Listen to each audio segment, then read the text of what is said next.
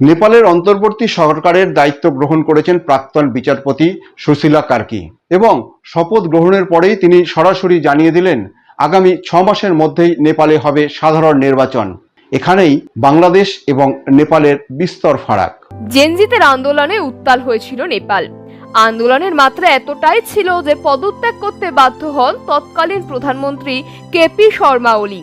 তারপরেই অন্তর্বর্তীকালীন সরকারের প্রথম মহিলা প্রধানমন্ত্রী হিসাবে নেপালের দায়িত্ব নেন সুশীলা কার্কি।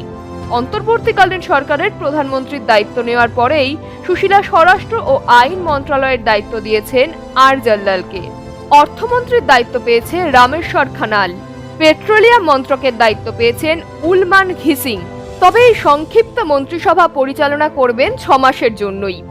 আগামী 6 মাসের মধ্যে নেপালের সাধারণ নির্বাচন করেই নতুন সরকারের হাতে দায়িত্ব অর্পণ করবেন প্রধানমন্ত্রী সুশীলা। जुन परिस्थितिमा म आएँ कुनै रहरले म आएको होइन।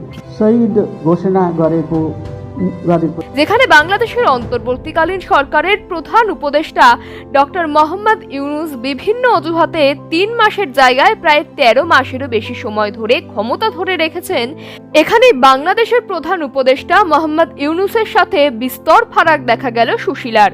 মোহাম্মদ ইউনুস যখন একাধিক অছিল্লায় ক্ষমতা কায়েম করার চেষ্টা করছেন, সেখানে দায়িত্ব নেবার পরেই নেপালের অন্তর্বর্তীকালীন সরকারের প্রধানমন্ত্রী ঘোষণা করলেন পরবর্তী নির্বাচনের দিন। ব্যুরো রিপোর্ট, সময় বার্তা ডিজিটাল। সময় বার্তা ডিজিটালের প্রতিবেদন আপনাদের কেমন লাগছে অবশ্যই জানাবেন। আর যারা এখনো পর্যন্ত ইউটিউবে সাবস্ক্রাইব এবং ফেসবুকে ফলো করেননি, তারা খুব তাড়াতাড়ি ইউটিউবে সাবস্ক্রাইব এবং ফলো করুন।